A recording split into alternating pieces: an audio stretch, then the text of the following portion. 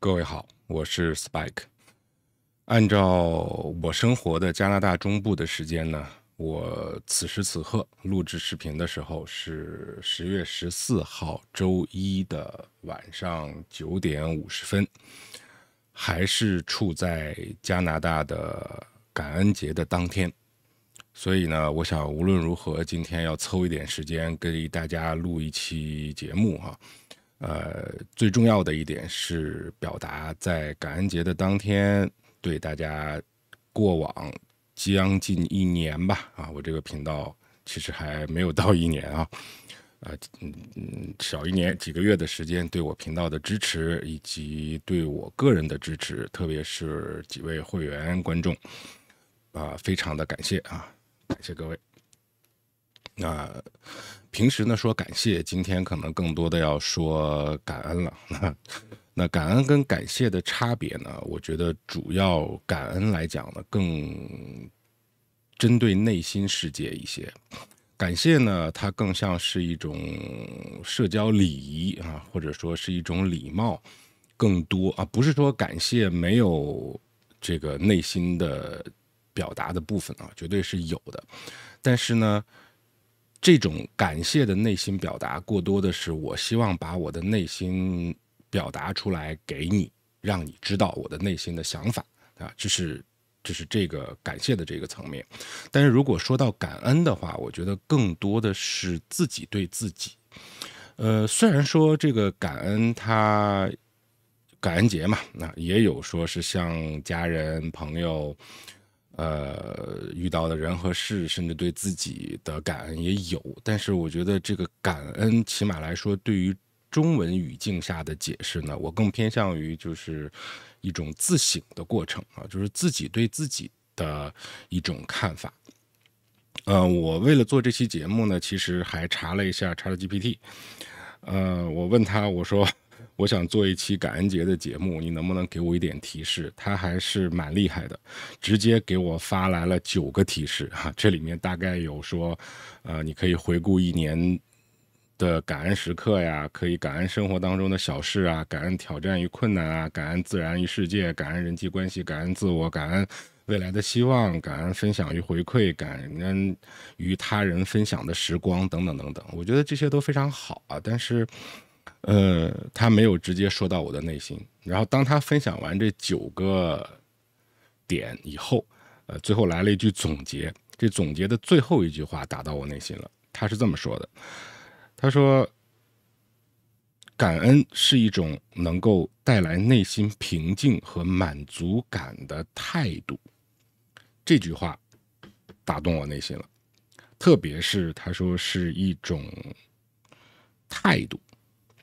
这个我觉得说的特别好而且这种态度呢，是能够带来自己内心的平静和满足感的一种态度。那这个就呼应我之前跟大家聊的，我对感恩和感谢的这个理解的差别了。感恩我觉得主要是一个自省的过程，它是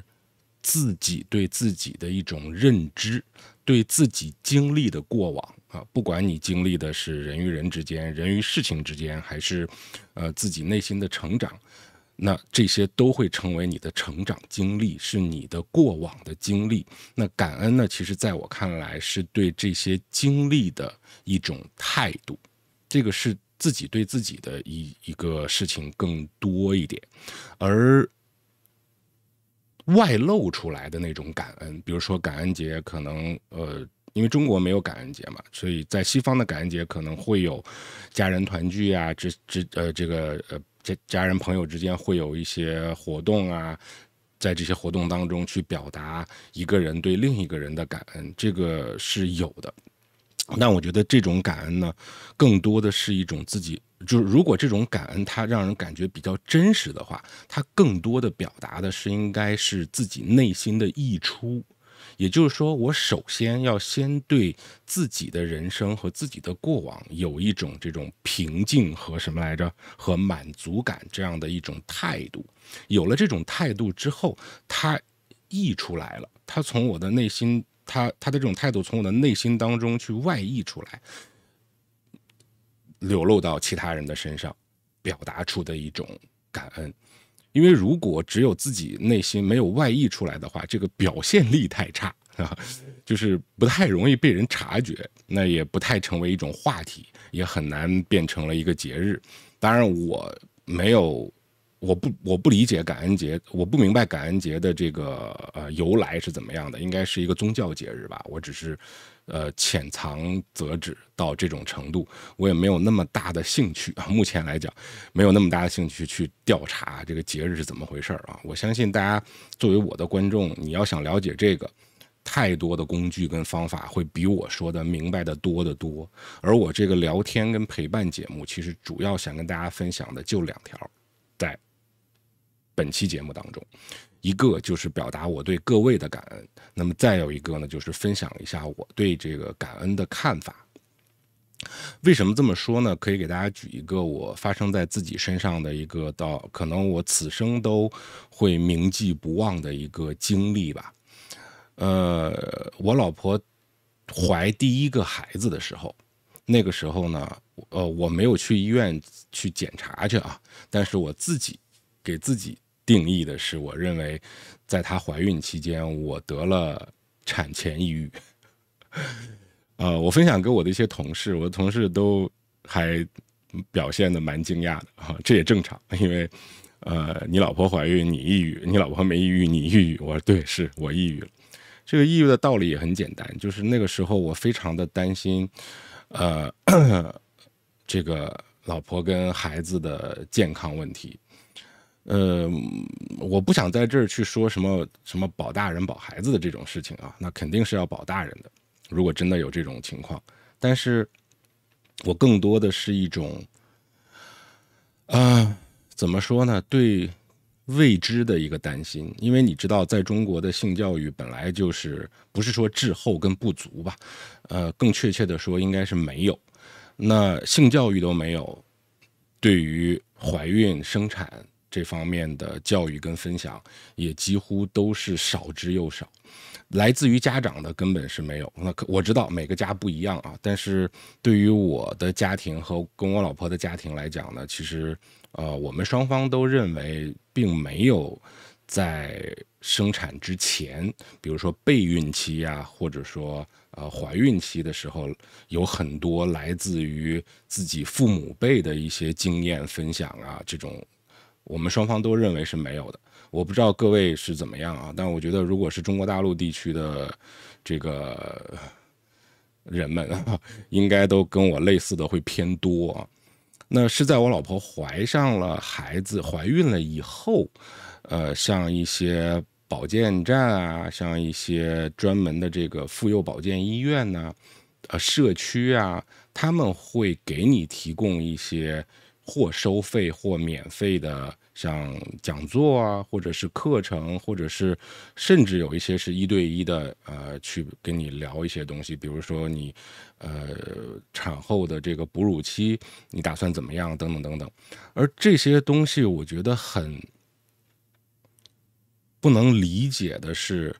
这么大一个社会上这么重要的一件事情，对于每一个个体来讲都分外重要的一件事情，却是等到夫妻2个人怀孕了以后，才会接触到这些知识。我觉得这种东西不是应该在你上学的时候就应该让你知道，然后当你真正的会去，甚至从我们不说找个女朋友吧，就是从你有一个念头，我不管说你跟对方的关系是什么，是吧？是什么女朋友也好，还是夫妻关系也好，还是甚至就是一夜情也好，这无所谓，对吧？但是我觉得就是从一个你要一个孩子的念头开始，有这个念头开始，就应该有一个人，就不管这个人来自于哪里，甚至我应该是觉得有很多个人来自社会各界的人，从不同的渠道去告诉你这个东西是怎么回事儿，它将会面临到的困难是什么，然后我们现在有哪些可以解决这些困难的方式，然后你应该怎么样应对，你应该怎么样做好心理准备等等等等。但其实这些我不能说没有，起码在中国的一线城市，它是滞后的，它是等到你怀孕了之后才会给你这些的。那万一我后悔了呢？比如说举个很简单的例子，这个女生在怀孕了之后才知道生产是多么的痛苦，以及哺乳期将多么的难熬，她不想生了呢？就你人类已经繁衍了这么久了，应该是进入到文明社会了，这种东西不是应该让人有自主权吗？就是你可能会说，那你作为一个女性，你要打算生一个孩子之前，你自己不是应该就去了解吗？是倒是，我也不否认这一点，但是问题是，你知道，我们这个社会，它真的在这方面的资源太少了，而且很多时候，当你表现出想要去了解一些怀孕啊、生育啊这方面的事情的时候，除非你已婚已育啊，那个就会被社会看来是名正言顺。但如果你已婚未育，或者说是你未婚未育，你去了解这些东西，其实你顶的这些社会舆论和类似的压力会非常的多，所以我觉得这个都是不应该发生的事情。当然了，也难怪现在中国的生育率变得已经全世界垫底，这也是其中原因之一吧，我觉得哈。那对于我来讲，我正是因为出于对母子的担心所以那个时候就非常的抑郁，就是等于说每天都在深度的担忧当中。然后当我的孩子生下来之后，我知道这个妈妈跟孩子都是平安的都是健康的、平安的。那个时候，我有点类似于像顿悟的那种感觉吧，就顿悟到了什么叫感恩。可能很多，我其实没有办法代替任何人去说别人是怎么看的，因为我不知道。但从一些邻里的大舌头，或者是从一些中国内地的影视作品和一些传统文化，他们告诉我的好像是女人生孩子是天经地义的，女人生孩子生了孩子才是完整的，等等等等。那这种其实对于我来讲是完全不认同，而且嗤之以鼻的一些观点了。但，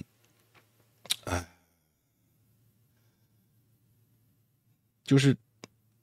怎么说呢？